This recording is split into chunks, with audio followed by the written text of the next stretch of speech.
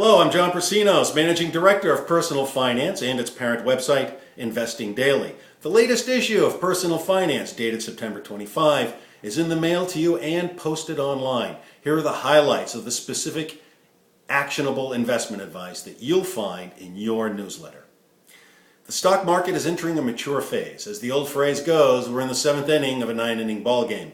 But the bull run isn't over yet, and it may well run into extra innings. As always, stocks face numerous external challenges, both at home and abroad. Yet the pluses for stocks still outweigh the minuses. In the first article, Chief Investment Strategist Phil Springer looks at several Canada-based stocks that offer solid growth and income, but are bargains now. Canada's economy weathered the financial crisis in relatively strong shape. Consequently, this vast country has endured less of a downturn from which to recover than the US and Western Europe. But Canada as an investment destination just isn't getting its due.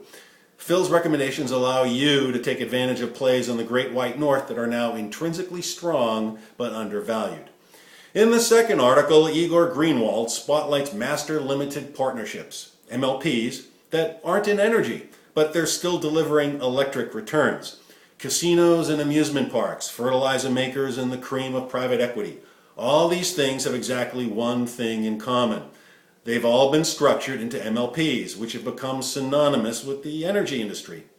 And while most MLPs are, in fact, pipeline operators, the designation shields a much broader range of endeavors from the vagaries of corporate taxation.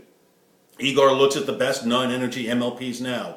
In the third article, John Manfreda shows you how to profit from Mexican reform. This oil-rich developing country is opening its doors to foreign investment, providing big opportunities for select oilfield services leaders. Mexico's declining oil production is the current catalyst for energy reform. If energy reform is passed, Pemex estimates Mexico's oil reserves would triple to as much as 27 billion barrels, and oil output would increase by up to 50%, vastly increasing government revenues. That means the Mexican government will have to call in the pros to develop these resources. In Growth Track, I look at how the federal government's sweeping transformation of American healthcare is a tonic for our holdings in that sector.